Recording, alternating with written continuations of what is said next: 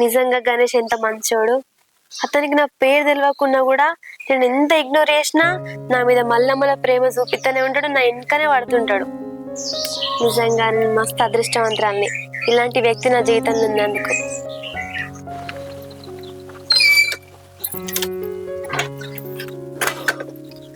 ఈ రాజేందర్ సార్ చేసేదేమో స్కూల్లో పీఈటి గిన్నె పోస్టులు వస్తానే ఏంది.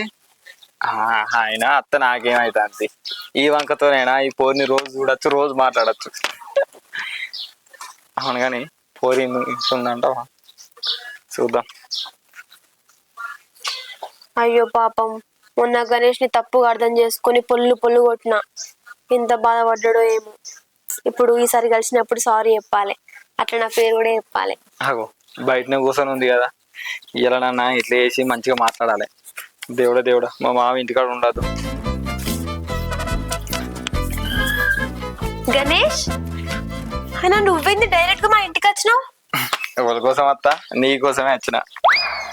నా కోసమా? ఎందుకు? అయ్యో ఏం తెలియనట్టే, అదే మీ నాన్నతో మాట్లాడదామని వచ్చిన.